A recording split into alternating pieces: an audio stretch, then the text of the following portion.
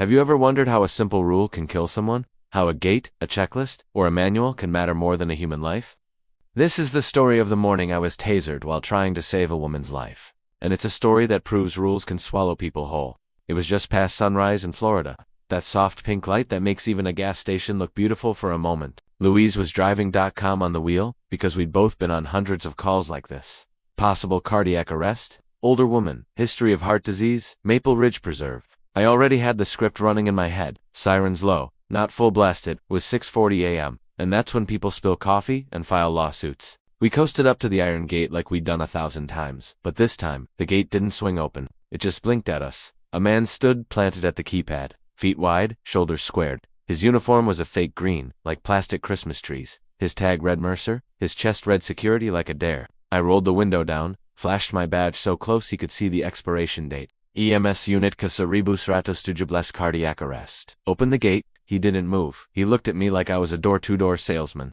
Do you have an access code, ma'am? Sir, we have a dying patient, I said, already unbuckling. Call your watch commander. Hit override. This is an emergency. Louise was on the radio, trying the management number. I stepped out. You're obstructing emergency responders. That's a felony. Move aside. Mercer rested his hand on his taser like it was a pet. No clearance, no entry, he said, calm and tired, like he'd practiced those words. I pointed at the ambulance, at the sirens, at the Red Cross, the size of a beach towel. Then it happened. The world snapped white. A sound like lightning hit my ribs. My body dropped to the grass. Electricity steals your voice first. I couldn't even shout. Through the gate, I heard a woman gasping. Evelyn Hart. I never saw her face, only her sound. She died at 6:53. We had reached the gate at 6:43. 10 minutes is a lifetime when your heart has stopped. 10 minutes. Lost to a man who thought a policy was worth more than a pulse. I iced my shoulder and filed my report with shaking hands. But the sound never left me. That crackle still lives in my bones. Every bug zapper I hear pulls my shoulder tight before my brain even catches up. 2 days later, I met Paul Hart, Evelyn's husband. His house was full of grief, her teacup still on the table, her crossword unfinished. He didn't try to be polite. He just asked me, "Where were you?" I was right there, I told him, and the air between us carried more pain than words. Paul's lawyer, Ava Kim, came with a stack of papers, HOA newsletters, training manuals, policies from a company called Aegis Sentinel, page 12 subsection C. Guards may use non-lethal deterrents on unverified entry attempts. This wasn't an accident, Ava said. It was design. The guard will answer for his part, but the system that trained him is the real machine. The HOA scrambled, holding board meetings with coffee that smelled like regret. But a board member slipped Ava the full security protocol. A flowchart labeled "No code provided equals potential hostile actor," under deterrence options, TASER, in bold caps. It was signed by P. Drake, the HOA president. Paul took a stand. Flyers went up on mailboxes. Justice for Evelyn. People stopped. First a Marine, then a widow, then a line. And someone threatened me with a typed letter. Drop the statement, or next time it won't be a taser. But Ava only smiled. They're rattled. The lawsuit hit hard. Wrongful death, negligence, obstruction. In court, I testified. Louise testified. The neighbor's video played me collapsing in silence. Mercer, the guard, looked small in his suit. He said, I was following orders. For words that history has heard too many times.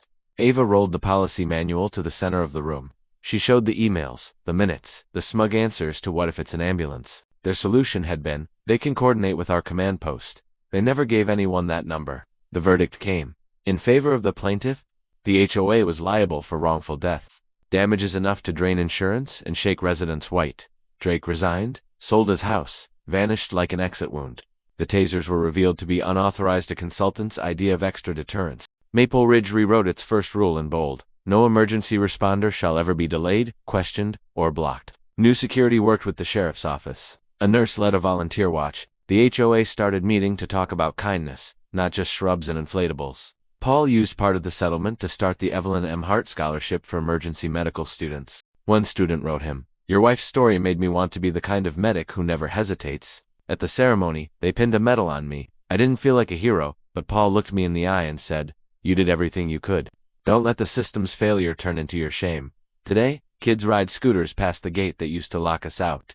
People wave at our ambulance and mean it. The sound of the taser still lives in me, but it's drowned out by new sounds, laughter, thank yous, and the click of gates that finally open. And here's what I've learned. We didn't just fight a guard, or a policy, we fought a habit. The habit of putting rules above mercy.